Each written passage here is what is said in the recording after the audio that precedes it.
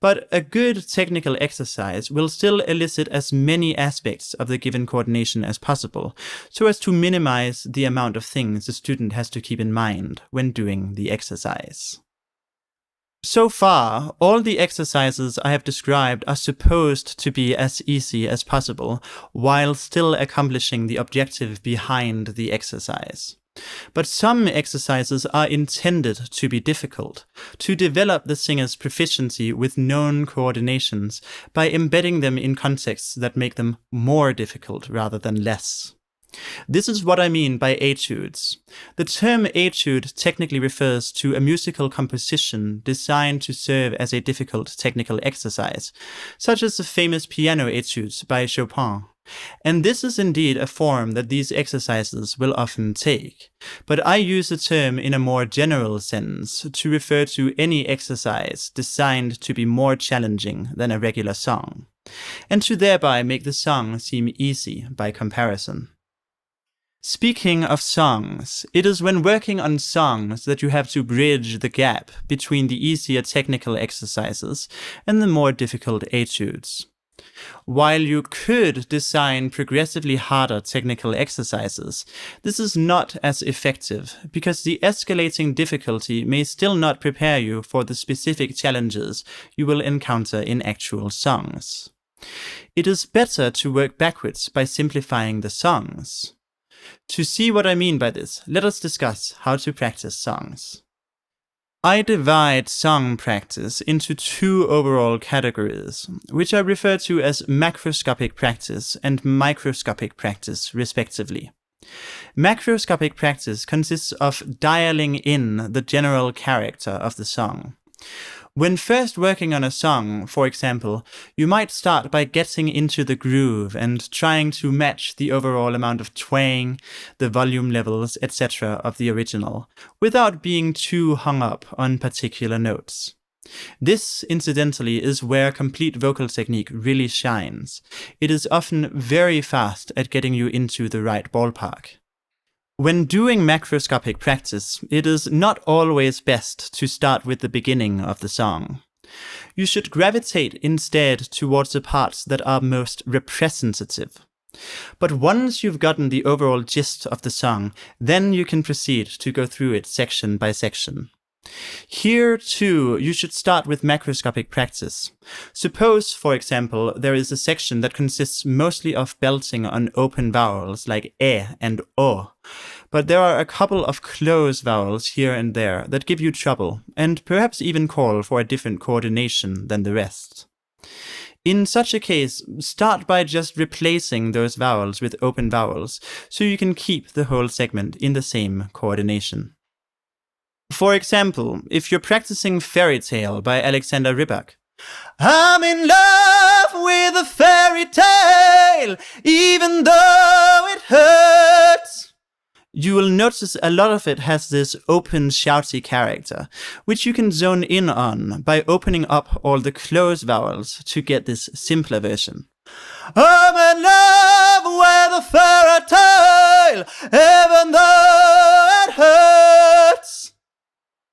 It may also be helpful to remove the consonants and sing on just the vowels, or on just a single vowel.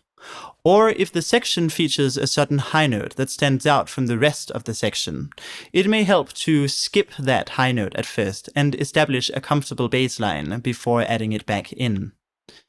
This is what I meant earlier when I spoke of simplifying songs rather than making technical exercises progressively harder. Once you have done this, that is when it becomes time for microscopic practice.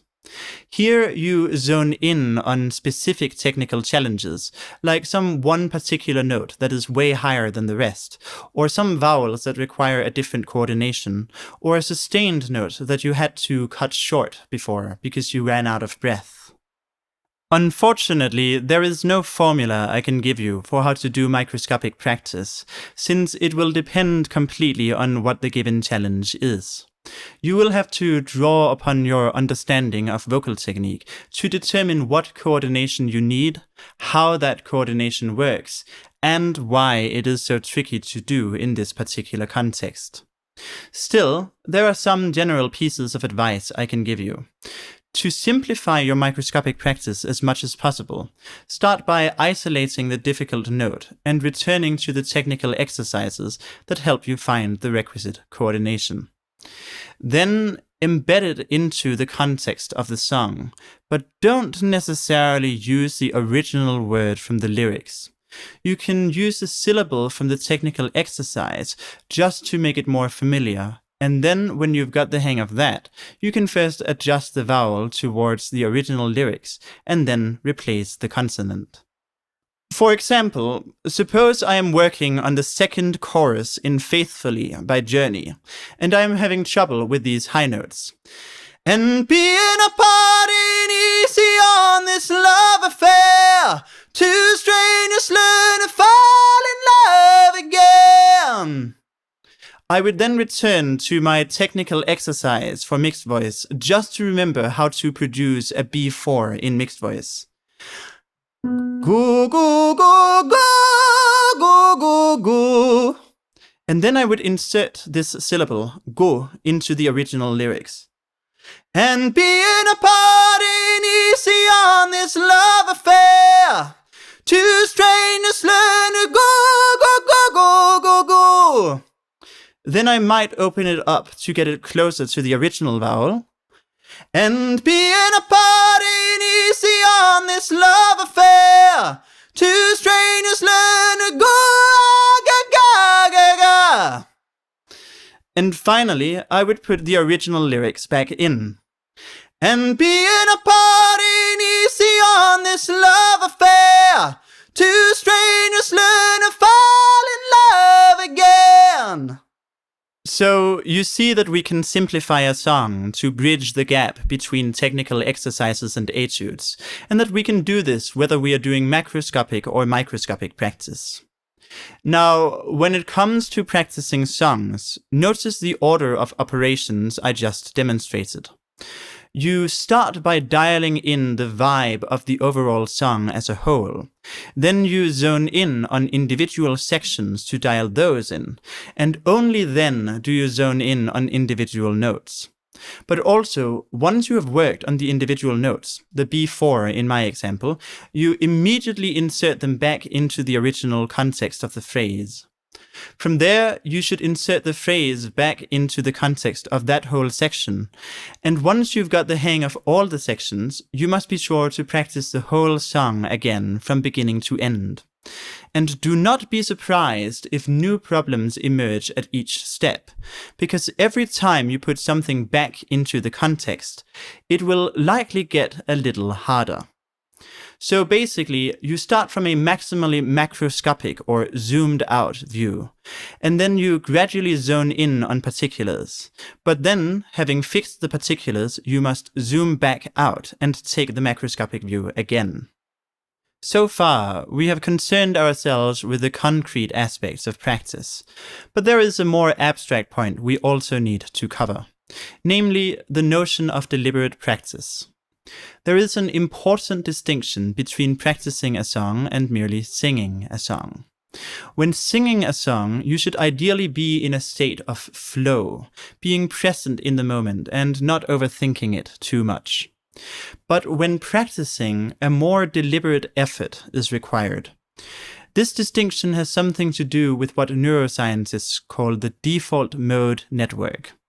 The default mode network is associated with daydreaming, but also critical evaluation of yourself or your performance. It is basically associated with self-awareness and reflection. When it comes to practice, we are especially interested in the default mode network's role as your inner critic. It will let you know if something is not working as intended, or if you're stuck and not making progress. When practicing, this critical awareness is essential because it alerts you to the need to adjust your approach to the coordination you are trying to learn. Without it, you will not make much progress, but when singing, this critical awareness will distract you from the performance and contribute to stage fright and counterproductive doubts about whether you are going to manage or not. So, the classic instruction is to aim for a flow state when performing and for a more reflective, deliberate state when practicing. This is considered the gold standard, but we can do a lot better. To understand how, we will need to use some recursive reasoning. Imagine singing as a kind of grinding, but instead of grinding for money, your reward is joy. Or money and joy, whatever. But you want to get more joy and more money, so you have to become a more compelling singer. Therefore, you learn more songs that make use of your particular vocal skill set. You are thereby making your grind more efficient, which can be thought of as a kind of investment into your singing. But perhaps you want to be even more efficient, so you take it up a notch by also practicing new vocal techniques. This is an even longer-term project, because it will only pay off by the time you've learned songs that make use of your new vocal techniques. Since better vocal technique will allow you to learn a wider range of songs and to learn them faster, you can think of it as making you better at learning songs, and thereby making you better at becoming a better singer. But we can take it up another notch. You can get better at practice itself, so that you can learn new techniques faster. In fact, if you are watching this video, it is presumably because you want to get better at practicing vocal techniques, which will in turn improve your ability to learn songs. So basically, you want to get better at getting better at learning new songs. It is starting to get a little confusing, but fortunately we don't need to take the recursion any further. When it comes to working on new techniques, you want to be in the aforementioned deliberate practice mode, that critically aware, reflective mode, because otherwise you will not acquire new skills. So we want to get good at deliberate practice. Well, that is where the recursion comes in. You can deliberately practice deliberate practice. And then, when you want to improve your vocal technique, you can be in a flow state with respect to your deliberate practice of vocal technique. In other words, you can be reflectively conscious of the vocal technique you are practicing, or you can be reflectively conscious of the very act of practicing. So, how do you practice vocal technique efficiently? We have already talked about various types of vocal exercises, how to practice songs, and so on. But what should the process actually look like moment to moment? Many people will say that you need to get in a lot of repetitions for the sake of muscle memory. This is wrong-headed, and quite frankly, it is a stupid idea. Just from singing, you will get those repetitions and your muscle memory will be solidified. Yes, muscle memory is a large part of how progress is made, but it is also the part you can take for granted more than any other part of the process, and it doesn't even take nearly as long to develop as most people think. So let us talk muscle memory for a moment. Simple repetition gives you gradual improvements, but in a manner that consists of progressing inch by inch. The only way to get from point A to point B by repetitive practice is if A is already in the right ballpark of B, so that tiny incremental improvements on A can get you to B. But perhaps A and B are separated by a no man's land, because they are genuinely separate coordinations. For example, no amount of gradual improvements on mixed voice will turn it into dramatic opera singing. You will get a more efficient mixed voice, but if you try to inch from there to chest voice, it will get less efficient as you move away from an optimal mixed voice coordination without yet having gotten anywhere close to chest voice. Simple repetition will only ever lead you into a local optimum. This is the main course of what is known in still voice training as attractor states, that is, habitual coordinations you keep being helplessly drawn to. Incidentally, this is also more or less the reason why there are different voice types, but I will get to that in a later video. At any rate, if you want to explore genuinely new ground with your voice, then at some point in the process you will have to actually take a leap into that new ground. You will not get there by trying to inch towards it. And once you do find yourself in the right ballpark, it will only take a few more repetitions before you can do so pretty reliably. From there, as you incorporate the coordination into your singing and just use it in the ordinary course of your singing, it will gradually inch towards perfection. And it is this latter process that takes time, because you're basically relying on tiny random variations in each attempt to take you the rest of the way. In fact, building muscle memory is slow for pretty much exactly the same reason that biological evolution is slow. You can drastically speed up the process by leaping even closer toward the local optimum, by experimenting with substantial changes and seeing what works, rather than trying to inch closer to the goal by sheer repetition. So, repetitive practice to build muscle memory is just about the slowest way to learn and the most prone to getting stuck. And experimenting and making changes is how you speed up the process and get yourself unstuck. Thus, we arrive at my principle of efficient practice. If you are doing the same thing for more than 1 minute at a time, then you're simply wasting time. You might stick with the same exercise for more than 1 minute, of course, but you should change something about how you approach it.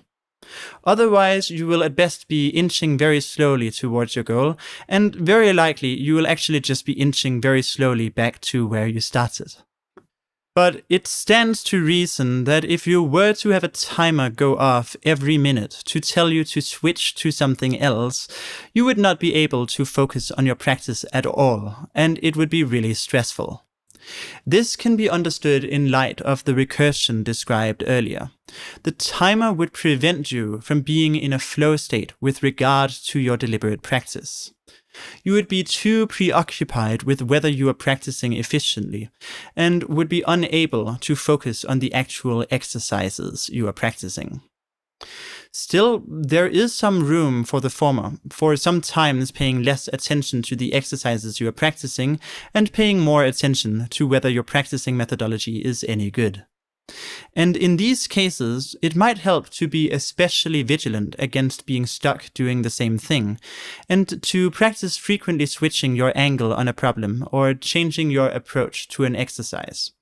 To practice making such switches frequent, even if it interferes with your concentration. That is how to deliberately practice deliberate practice.